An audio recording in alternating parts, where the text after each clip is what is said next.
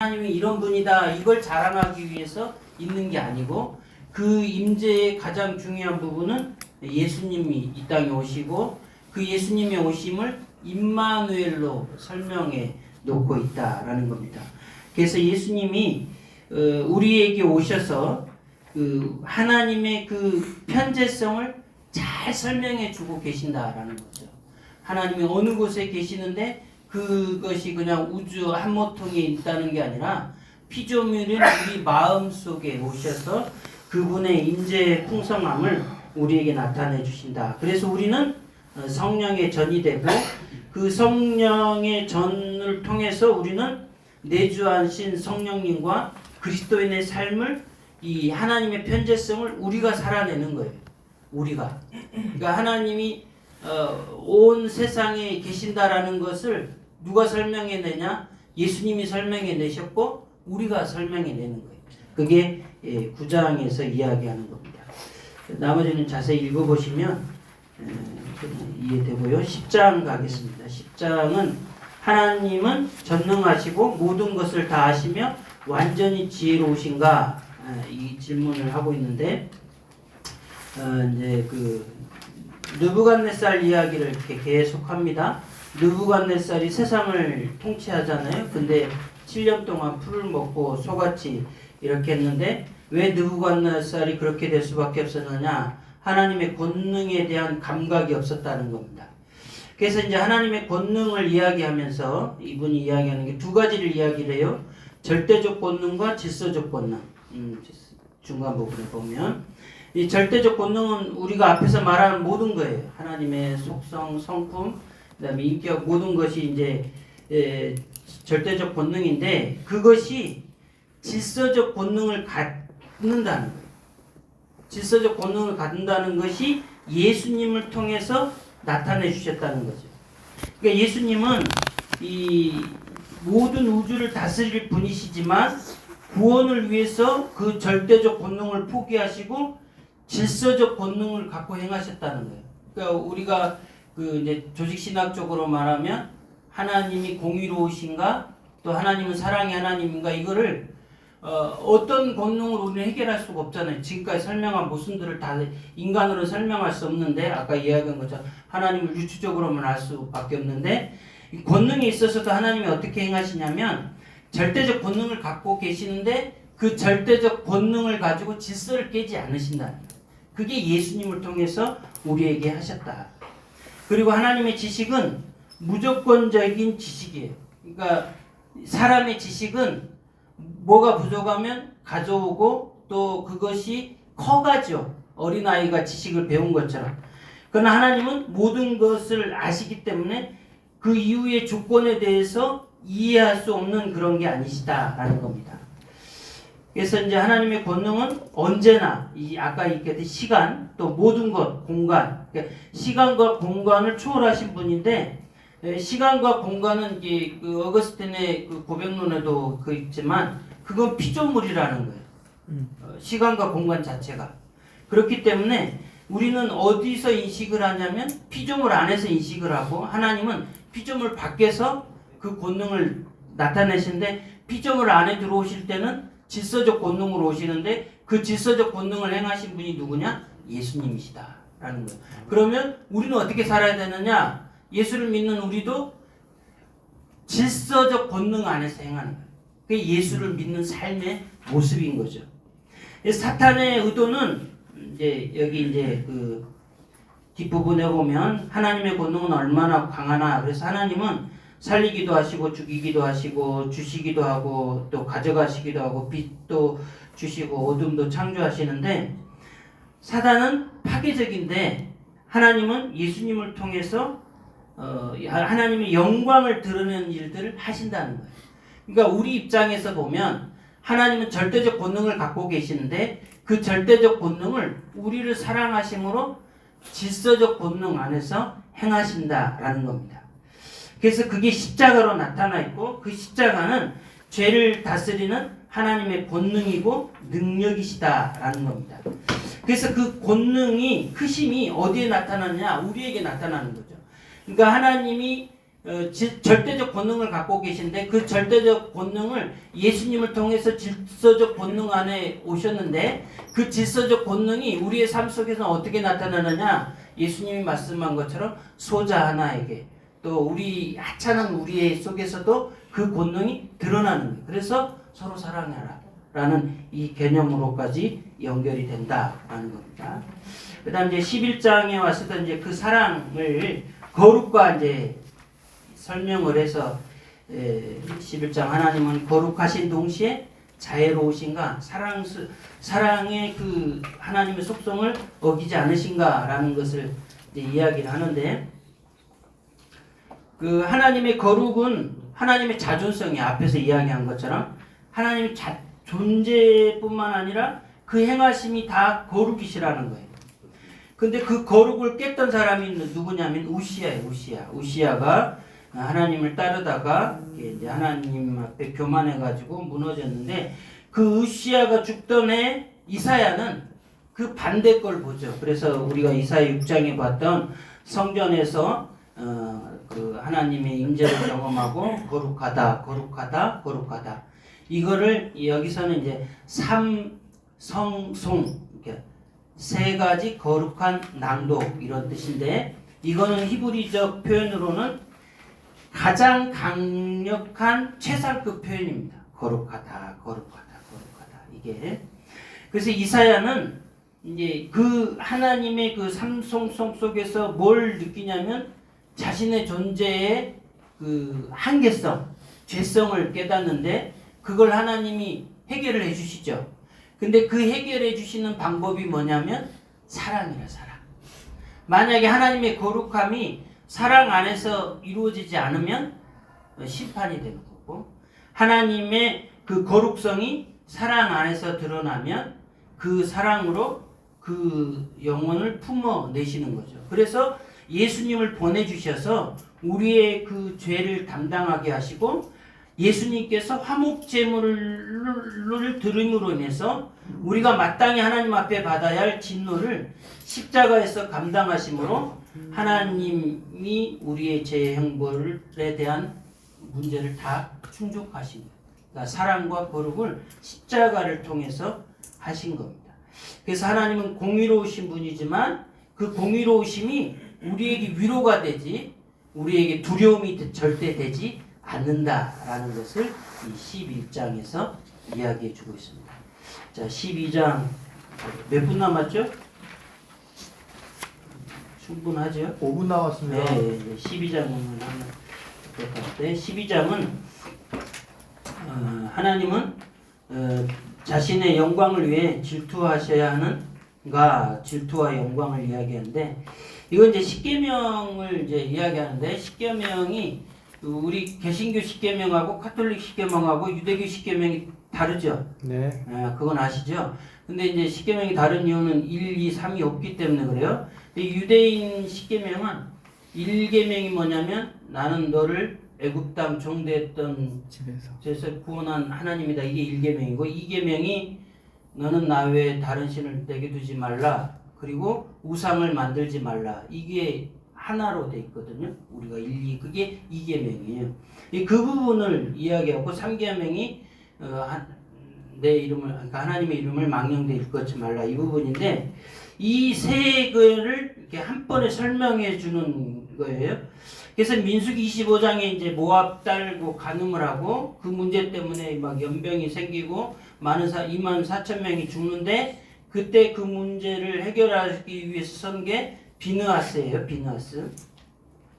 그래서 이제 그때 하나님이 우리 표현을 하면 제2계명에서 하나님 질투하는 하나님이라는 단어를 쓰는데 여기서 말하고 싶은 것은 하나님의 성품에 있어서 질투라는 단어를 써도 하나님은 손색이 없으시다라는 걸 이야기하는 거예요.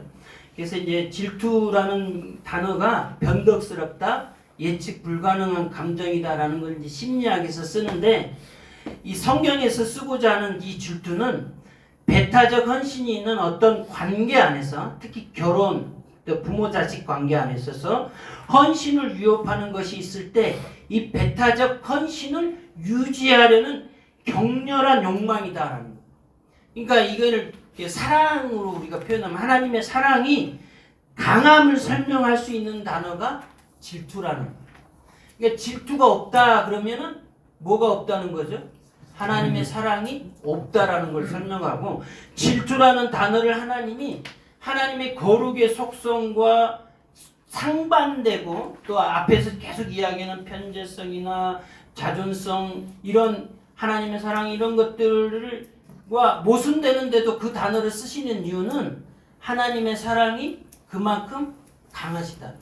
그 증거가 예수님이시다라는 것을 여기서 이야기하고요. 그래서 그 하나님의 이름 그 3계명에 있어서 하나님이 말씀하시는 그 3계명이 그 이름이 출애굽기에 나온 나는 스스로 있는 자다라는 거하고, 그 아브라함의 하나님, 이삭의 하나님, 야곱의 하나님이다라는 것하고, 여기 나는 질투하는 하나님이다. 이런 단어들을 하나님이 이렇게 쓰시는 이유는 이 하나님이 배타적 권리를 파기하는 행위에 대해서 늘 하나님이 대응하신다는 거예요. 그러니까 관계를 끊어버리면 쉬운데 안 만나면 질투할 필요가 없죠. 너 바람 피워서 나는 끝이야 이러는데, 하나님은 그 권리를 끝까지, 우리를 사랑하심을 끝까지, 사랑하실 때 끝까지 사랑하심을 증명할 수 있는 단어를 자기 스스로 자기 존재성을 모순되는 언어를 쓰시는데, 그게 질투라는 단어라는 겁니다. 그래서 질투는 긍휼, 확고한 사랑, 자비를 보장하는 단어예요. 그래서 호세아를 통해서 그 성품을 설명해 줬고, 언약의 약속이 지속될 수 있을 것을 보장하는 이유는 하나님이 그만큼 질투하시는 하나님이시기 때문에 그렇다. 그래서 우리는 이런 오해를 하죠. 구약은 진노하신 심판하신 하나님이다, 신약은 사랑의 하나님이다 라고 말하는데, 그건 잘못된 것이고, 구약 속에서도 하나님은 정말 그 언약을, 신의를 저버리는 신부를 향한 끈질긴 사랑을 표현하는 게 하나님의 질투라는 단어죠. 그러니까 예수 그리스도가 그 은혜를 우리에게 오셨지만, 그 성품은 그냥 신약에 와서 예수님 보내서 해결해 이런 개념이 아니고, 구약 창세부터 시작해서 인간 타락부터 하나님의 그 사랑은 계속적으로 이어져 왔고, 그게 예수님을 통해서 이루어진데 갑자기 된 게 아니라 구약 전체를 통해서 질투하신 하나님으로 우리에게 설명해 주셨고, 그걸 나타내 주시다. 그래서 그 하나님은 왜 우상을 싫어하느냐? 그 사랑이 우상에게 가기 때문에. 그러니까 우리 입장에서 하나님 앞에 가야 되는데 그게 하나님 앞에 안 가고 하나님의 이름이 가지 않기 때문에 하나님은 그걸 제일 싫어하시고, 그래서 우리가 하나님을 지고하신 분으로 보지 못할 때 우리는 우상 숭배를 하게 되고, 하나님은 그걸 가장 싫어하신다. 그래서 그 갈멜산 엘리야 사건을 이야기하면서, 갈멜산에서 바벨의 선지자들에게 도전할 때 여호와께서는 자기의 이름과 자기 백성을 위해서 질투하신다라는 겁니다. 그러면서 이 저자가 하고 싶은 이야기는 뭐냐면, 이 경건한 질투가 이제 예수 그리스도를 통해서 이루어졌는데, 그 경건한 질투가 없는 그리스도인은 정말 하나님에 대해서도 바로 알지 못하고 하나님의 자녀에 대한 정체성이 없다는 거예요. 그러니까 교회가 욕을 먹고, 일반 교회, 지교회가 아니라 그리스도의 몸된 교회가 욕을 얻어먹고 성도가 그 삶을 살아내지 못함에 대한 질투가 없으면 나 교회 안 가도 돼, 나 그런 교회 안 가, 이게 다른 한편으로 보면 하나님의 사랑이 우리 안에 없다는 거예요. 우리가 교회를 손가락질할 수 있죠? 그거는 거꾸로 그 하나님의 사랑과 하나님의 아는 지식이 없다라는 겁니다. 그래서 이분이 하시는 것은 비느하스가 작은 메시아고 참 구주의 그리스도의 모형인 것처럼 예수님도 십자가에서 그 일을 하셨고, 또 우리도 그 일들을 감당을 해내야 된다라는 것이 12장의 결론입니다. 마치겠습니다. 감사합니다.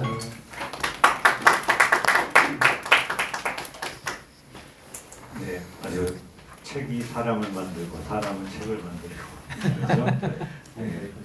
네, 아주 책이라는 것이 기독교는 책의 종교라고 얘기하잖아요.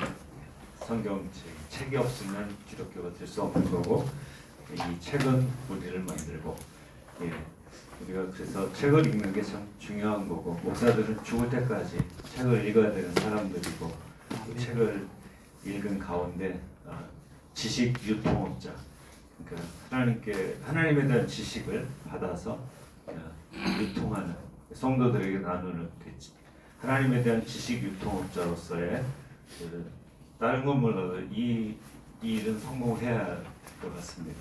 이 책 전체적인 마무리 김덕선 목사님께서 얼마까지 해도 되죠? 한 10분에서 15분 사이. 30분까지 하시면 돼요. 네. 15분. 15분 안에서 해주시면 좋겠습니다. 네. 우리 목사님 잘못하면 우리 못 만날 뻔했어요. 저기 파란 개혁 자유대학 거기 유학 갔으면 우리 못 만났어요. 하나님께서 딱 틀어 막으셔가지고 네, 나오셔서 말씀 나누시겠습니다. 네, 감사합니다.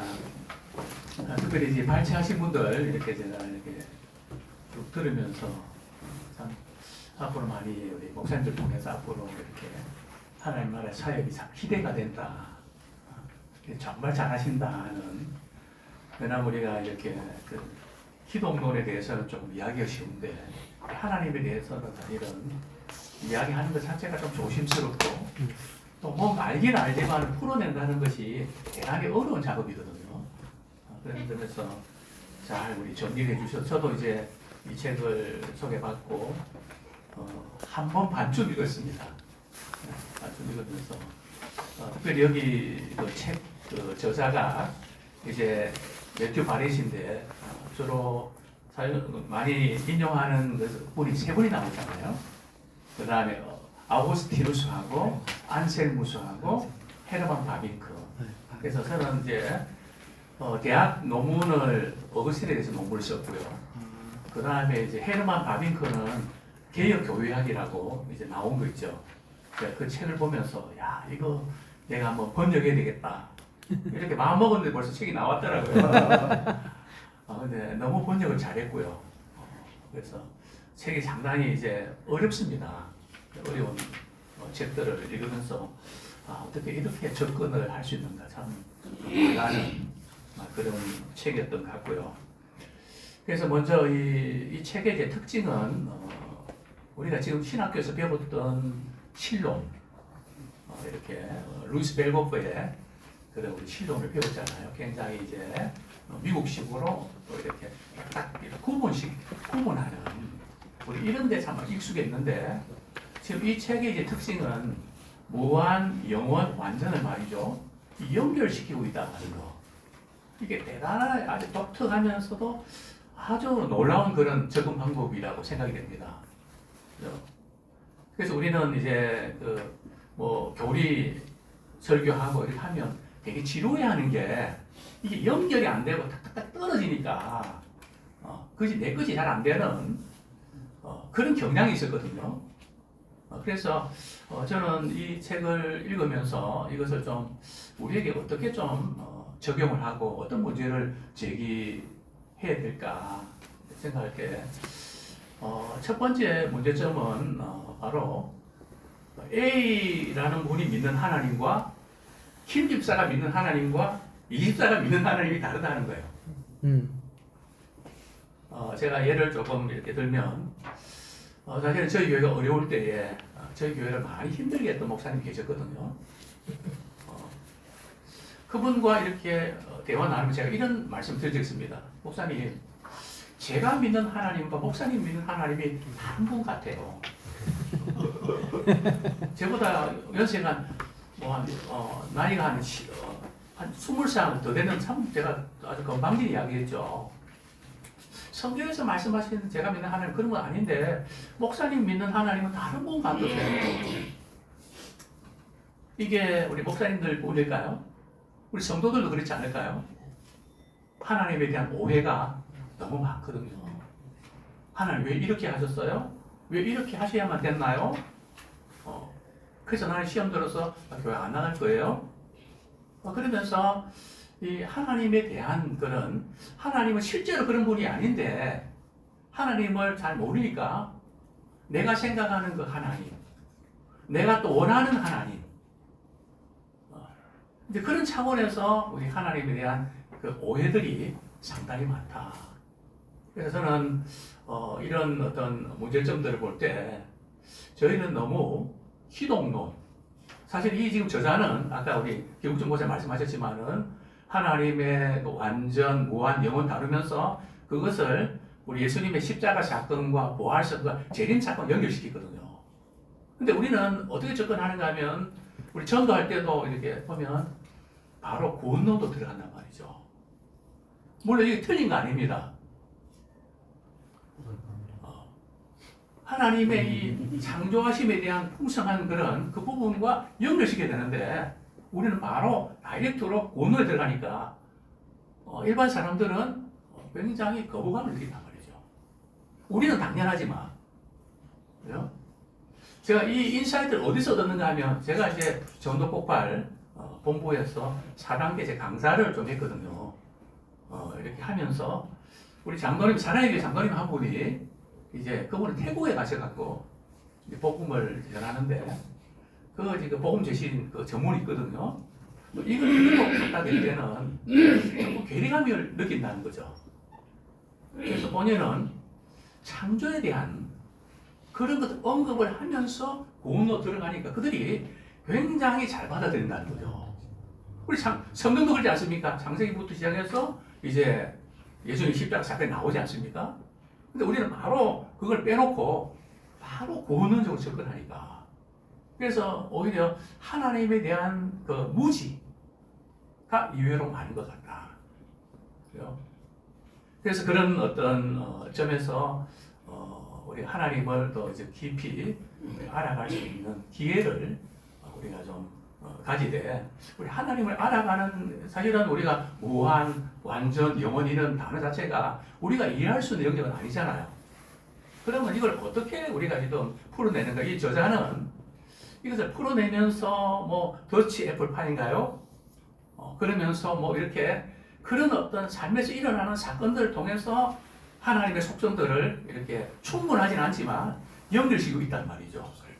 이전에는 어찌 보면 조금 금지상 그런 부분들은 다루면 조금 뭔가 신성 모독 그래서 뭔가 이 부분들을 접근 안 하다 보니까 하나님 그런 분이시래.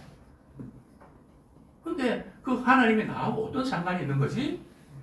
연결이 잘 안 되는 이런 점에서 이 저자는 이제 그 부분을 굉장히 우리가 알 수 있는 부분들을 가지고 연결시키면서도 우리 한계를 지적하고 있죠. 그래서 이런 어떤 부분들이 왜 이렇게 발생했는가? 저는 아까 우리 유현장 목사님 말씀하셨지만은 헤르만 바빙크 책 그리고 또 스킬더 책, 화란 신학자들의 그런 많은 책들. 왜냐면 박윤서 목사님이 제가 부산에 성경교회에서 있었거든요. 그분의 박윤서 목사님 주석 그 푸노트도 제가 네덜란드가 되니까 조금 교정대들고 섬기면서 그 신학의 흐름을 이렇게 보면 조금 다른 부분이 있다면 헤르만 바빙크 같은 경우는 이런 점이 다릅니다. 우리는 일반 은총과 특별한 구분을 시키잖아요. 일반 은총은 모든 사람에게 주시는 뭐 해라든지 비라든지 이것은 모든 사람이 주시는 거. 우리는 구원에 이르는 특별한 은총을 우리가 받았다. 이걸 구분을 한단 말이죠. 그러다 보니까 우리는 일반 은총 영역에 관한 그 부분들은 조금 도외시하는 거리를 두고 그런 쪽으로 접근하면 무언가 이렇게 신앙이 없고 잘못된 이런 경향으로 말은 하지 않지만은 그렇게 여기는 경향이 있단 말이죠. 그러나 헤르만 바빙크는 그렇게 이야기하지 않습니다. 일반 은총 영역에도 특별 은총 영역이 들어있고 특별 은총 영역에도 일반 은총 영역이 들어있다는 거. 이게 다 연결되어 있지. 이것이 배타적으로 여기까지는 일반 은총, 여기까지는 아니라는 거죠. 저는 그것이 맞다고 봅니다. 그리고 우리 일반 은총 영역을 통해서 특별 은총이 나타나야 되거든요. 근데 우리는 뭐 제가 설교하면서도 늘 특별 은총 영역만 다루니까 성도들은 그게 나뭔 상관이 있단 말이야. 그냥 나열하고 설명하는, 그래서 기대를 안 하는, 뭔가 나하고 연관이 있을 때 귀를 기울이는데 뭐 좋은 말이지 뭐 다 그런 거지 뭐. 그러면서 이 연결하려고 하는 마음도 연결할 수 있다고 하는 그것도 없단 말이죠. 거기에서 그걸 우리가 놓치고 있지 않나. 제가 사실은 이런 제 어떤 신학 세계나 이런 부분들이 이렇게 된 부분들이 저는 우리 정성규 교수님의 아브라함 카이퍼의 칼빈 문화재 연구소에 제가 스태프로 좀 있었거든요. 그러면서 그런 카이퍼라든지 또 그런 헤르만 바빙크라든지 이런 분들이 쓴 책들을 제가 번역하면서 작품 전시회도 하면서 그걸 쭉 보면서 제가 느낀 부분들은 우리의 어떤 신앙의 구조가 너무 구원론에 매여 있다. 그래서 풍성하신 하나님의 그 영역 주권, 정치, 예술, 종교 모든 분야에서 이 복음이 이렇게 하나님의 말씀이 어떻게 영향을 끼치는가, 이 부분을 상당히 놓치고 있다. 그래서 먹히지 않는. 그래서 우리가 이런 영역에서 우리가 지금 특별 은총을 받은 우리들인데 그것이 일반 은총 영역을 통해서 나타날 수 있도록 누군가 링크를 걸어주고 연결시키는 작업이 없이는 뜰 수밖에 없다는 거죠. 우리 예수님의 그 비유를 보시면 거기다가 한 공중에 나는 새를 봐라. 천국 비유하시면서 다른 걸 설명이 안 되잖아요. 누룩 비유라든지 불의한 청지기 비유라든지 이 전부 다 삶 속에서 일어나는 어떤 일반 은총 영역을 말이죠. 이야기하시면서 그것을 특별 은총에 드러낸단 말이죠. 근데 우리는 뭐 저부터도 말씀만 선포하면 성령 역사에 있어서 다 은혜 받게 하시고 그렇게 하실 거다. 맞습니다. 그렇죠. 그러나 하나님께서 우리에게 주신 일반 은총 영역에서 우리가 그 부분들도 우리가 이렇게 터치할 때에 더 풍성해지고 더 많은 도전을 받을 수 있지 않나. 그래서 이런 어떤 점에서 우리가 좀 이 저자가 접근하는 그런 여러 가지 많은 시도들 있어서 그런 어떤 안목들이 필요하고, 또 저는 이제 교인들에게 이런 말씀 드립니다. 세 부류의 그런 신자들이 있는데 첫 번째 부류 신자는 어떤 문제가 생기면 자책감에 빠지는 신자가 있다. 내가 부족하고 내가 잘못해서 이런 일이 생겼다. 물론 그럴 수 있죠. 그 다음에 또 두 번째 부류 신자는 누구 때문에 이랬다. 그것도 맞습니다. 원인 제공했으니까. 성도들이 좀 이렇게 나를 좀 받쳐주고 이렇게 내가 원하는 대로 잘 따라왔으면 정말 잘할 수 있었는데 그래서 이런저런 것 때문에 안 됐다. 누구를 비난하고. 그러나 우리는 뭐 이렇게 생각할 수 있지만 저는 이렇게 말씀합니다. 우리가 일어나는 모든 사건을 하나님을 알아가는 기회로만 삼자.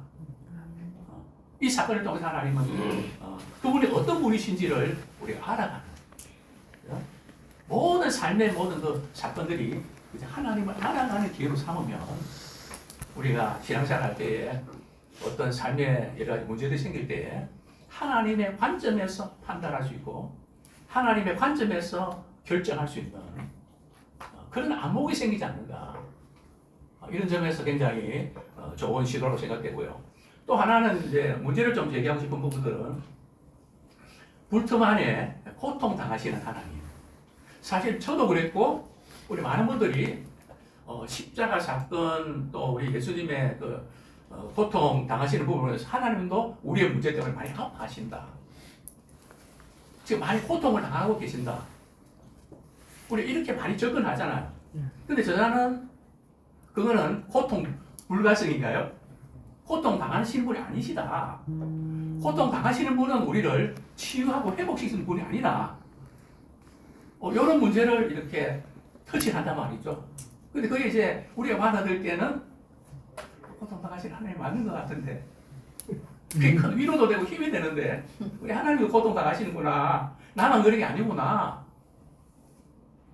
저는 이것을 이렇게 책을 읽으면서 이런 생각이 들었습니다. 제가 군에 있을 때 당직 사령 공군 장교로 제가 있었거든요. 당직 사령을 하는데 그 제가 그 당직 사령하는 그날 밤에 상사가 말이죠. 준이 그 이렇게 단검으로 찔렸습니다. 네, 목숨은 뭐 이렇게 위험은 없었는데 그래서 제가 그 상처를 받은 그런 데리고 군의관한테 찾아갔죠. 찾아가서 좀 큰일 났다고 빨리 치료 좀 해달라고 하니까 그 군의관 중위가 하는 말, 대뜸 하는 말이 아주 싸늘하게 말이죠. 이렇다고 안 죽습니다. 제가 말이죠. 의사면 아니야. 막 그냥 화가 잔뜩 나는 거죠. 좀 뭐 너무 이제 쌀쌀 맞고요. 그래서 나중에 조금 이제 며칠 후에 김중희님 저는 그때 심각하게 찾아갔는데 어떻게 말을 그렇게 하시냐고 무슨 이유가 있으십니까? 그랬더니 그분이 하시는 말씀이 그분이 하는 말이 목사님, 김중희님 의사는 냉정해야 됩니다.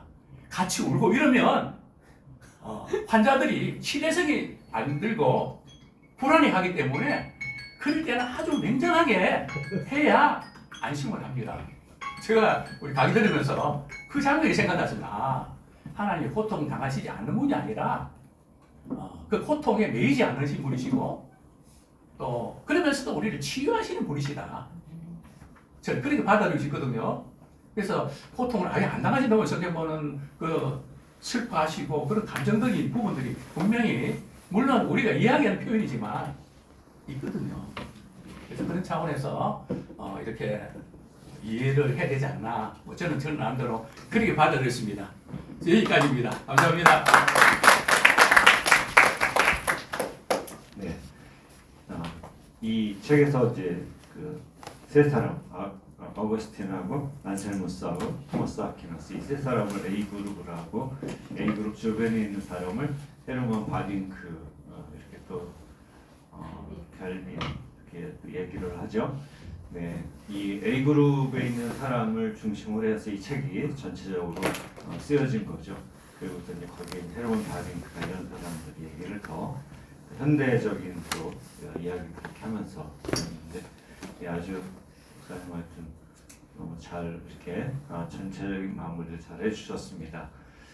이제 그러면 그 발표자에 대해서 질문이 혹시 있으면 질문하시는 것 또는 이 책을 읽으면서 깨달은 거라든지 이런 정말 나는 이 책을 통해서 이런 걸 배웠고 나누고 싶다라고 하는 것 있으면 이 시간 한 15분 정도 시간을 나누는 시간을 드리겠습니다.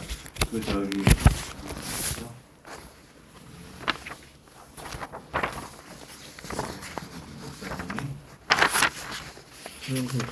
예. 목사님도 책을 전체적으로 한 장으로 다 요약을 하셨던데 네. 그렇게까지 요약을 하셨는데 여기 와서 한마디도 안 하시면 서운하실 것 같아요. 그죠? 예. 전 잠깐 나오셔서 한 3분 정도 죄송합니다만 한 책을 3분으로 하기는 어렵겠습니다. 어쨌든 좀 가장 마음에 이렇게 개인적으로 깨달으신 거나 또 나누고 싶은 거 있으면 좀 얘기를 해주시죠. 예. 앞에 나오셔서 자기 소개를 좀 간단하게 하시고. 선형수. 예, 저는 진천 주은의 교회 선영수 목사입니다. 저는 그 아내가 집에 있으니까 제가 좀 갔다 왔습니다. 그래서 어쩐지 제가 교제를 못해서 죄송합니다.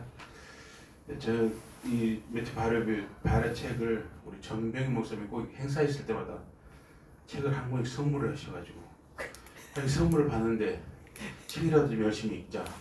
그래서 제가 좀 이번에 열심히 읽으려고 노력을 해서 전체적으로 한번 쭉 읽었는데 그래도 상당히 어려운 책이었습니다. 그리고 제가 아내한테 읽어보라 했더니 좀 읽다가 너무 어렵다고 하더라고요. 그래서 이제 특별히 존재의 충만함, 그다음에 고통 불가성, 이런 용어들이 하나님의 시니까 하나님에게만 쓸 수 있는 말이구나.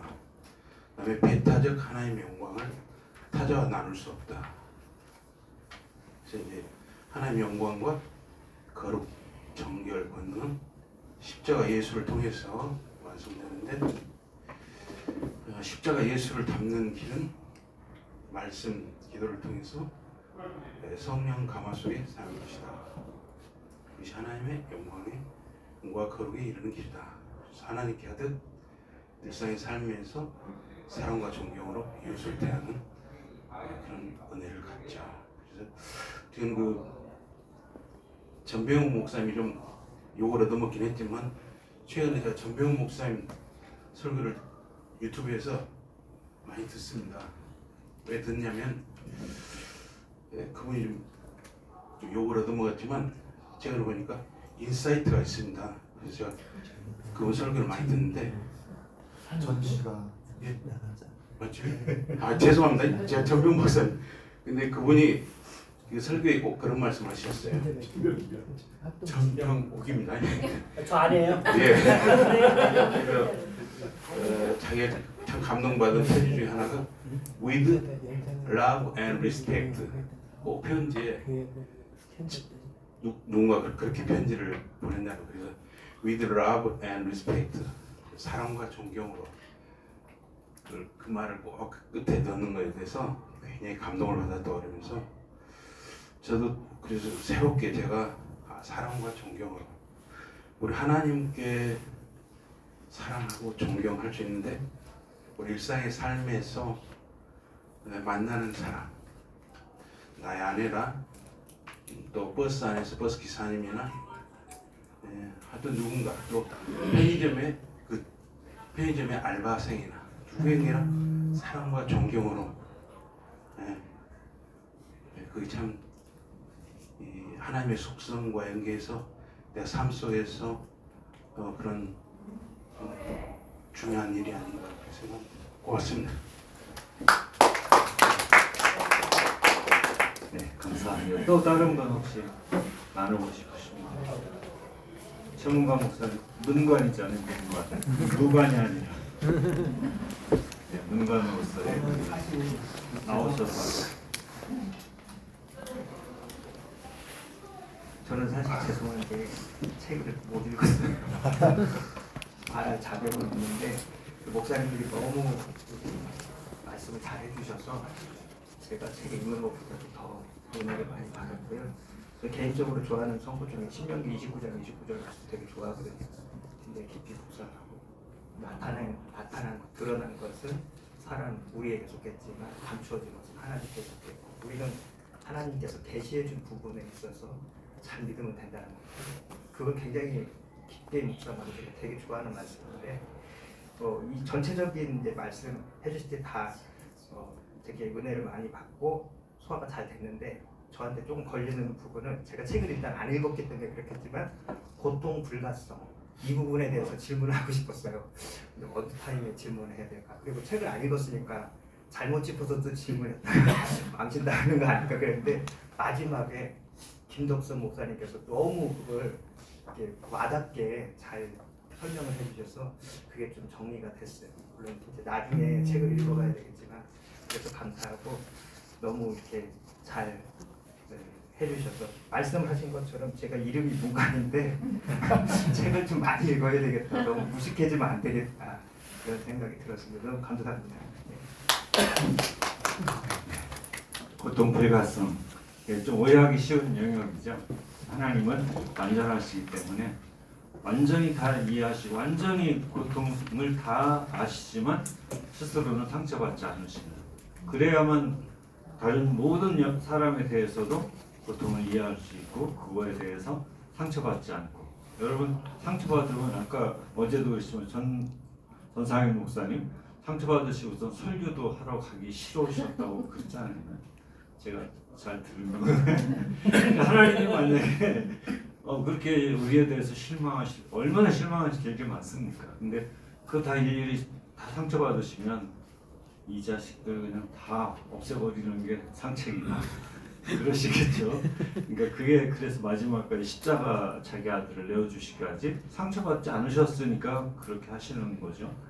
예, 그런 하나님에 대해서 우리가 좀 좀처럼 생각하지 않는 영역이었는데 그건 우리가 잘못 이해하고 있었는 영역이었었는데 생각할 수 있게 해주신 것 같습니다. 또 다른 분 혹시 고통 불가성에 대해서 제가 또 김덕수 목사님이 제가 설명한 것보다 더 잘하실 수 있는 우리 새로 처음 오신 분들은 책 소개 받으셨어요? 전에 읽으셨어요? 현재성까지 그것까지라도 혹시 읽으시고서 느끼신 거 있으신가요? 와서 분명히 시키지 않을까 생각했을 것 같아요. 나오셔서 느낀 거 잠깐 간단히. 제가 김덕성 목사님 설명하실 때 전화 받아 나갔는데 저 고통감성 이거에서 좀 걸렸는데 근데 이제 예수님의 인성 안에서도 예수님이 고통을 당하셨지 않습니까? 그 삼위일체를 설명할 때 우리는 하나님의 그 한 분이심을 봐야 되는데 그러면 이게 성자께서 인성으로 고통을 당하셨고 신성으로는 고통을 당하시지 않으셨지만 성자도 성자로서 하나님이시니까 그러면 이 고통 받으심을 어떻게 또 이렇게 이해할 수 있지 않나. 이 안에서 하나님 삼위일체 하나님이 성자의 인성으로 고통당하심 안에서 이제 이게 공유되시는 부분이 있지 않는가? 라고 하는 질문이 던져졌었습니다. 그리고 해결되지 않는. 감사합니다. 또 다른 분 혹시 질문이나 나누? 한 목사님도 누구? 한 목사님도 시키죠. 예. 이제 나만 안 시키나? 네. 한 목사님 꼭 한마디 또 질투하시오. 우리 한 목사님은 이제 합신에서 이 구약 석사를 하시고 그 뒤에 또 공부 더 하셨습니까? 구약 석사 현창학 교수님 밑에서 하셨어요.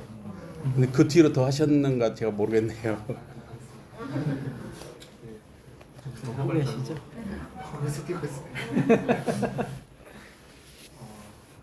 네, 저는 그 책을 전체는 다 못 읽게 좀 듬성듬성 읽었는데 전 마지막 12장 되게 좋았습니다.